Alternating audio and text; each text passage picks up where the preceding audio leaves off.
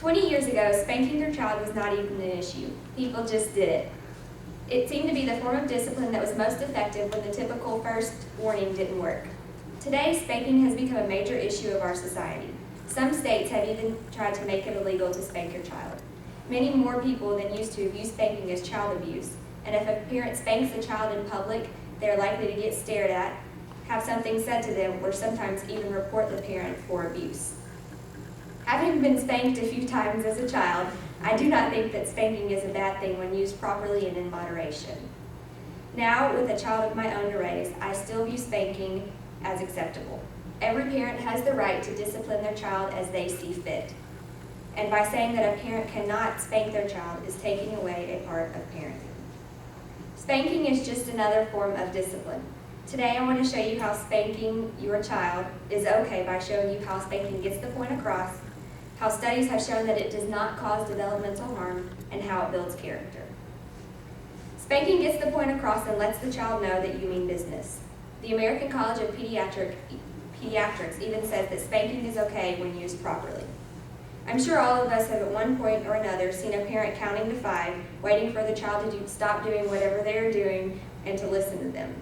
Sometimes this works, but only if the parent follows through with some form of punishment, if the child doesn't listen. If a parent continuously counts to 5 or threatens the child with punishment but never follows through, then the child will see this as an empty threat and will never listen because he or she knows that the parent will not do anything. A good little pop on the bottom of a 3-year-old is much more likely to get the child's attention and let them know they need to stop what they are doing than does a parent counting to 5 and doing nothing. Moderate and proper spanking does its job. It gets the point across. Though many will argue that it does harm and causes developmental problems, other studies have shown that it does not.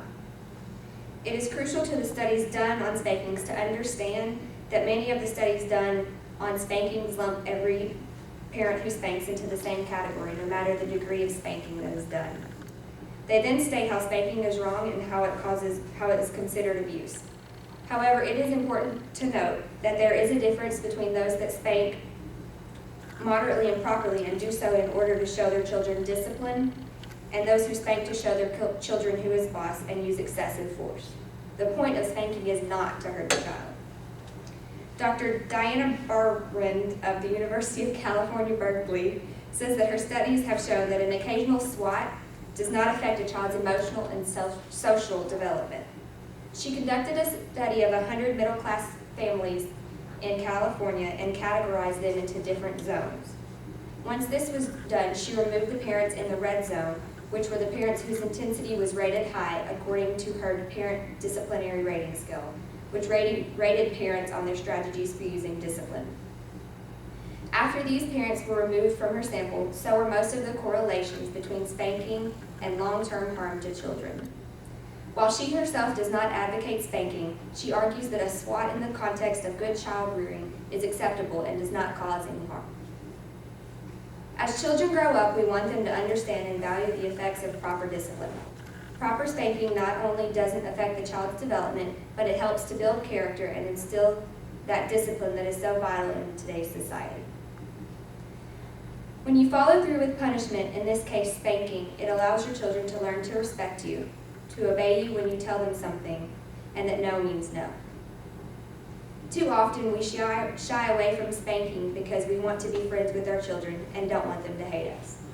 However, as a parent, it is important to remember that you are just that, a parent, and that it is your responsibility to discipline your child and show them what's right and what's wrong.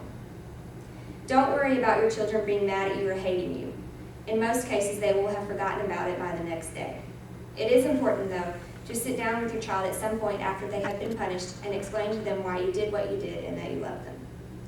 Spanking will also teach your children responsibility and that if they do the crime, they do the time. It will show them that they and they alone are the only ones who can control their actions and behaviors, and that they have to take responsibility for their actions. 10 years from now, we will probably still be dealing with the issue of spanking and whether or not it is acceptable. Too many people have the wrong idea about spanking and therefore condemn it. Spanking gets the point across, it does not cause developmental harm, and builds character in a child. Of course, as with any issue involving our children's well-being, there are limits. But an occasional swat on the bottom of a misbehaving child will not only let them know that you mean business, but will help them to grow and develop down the right path.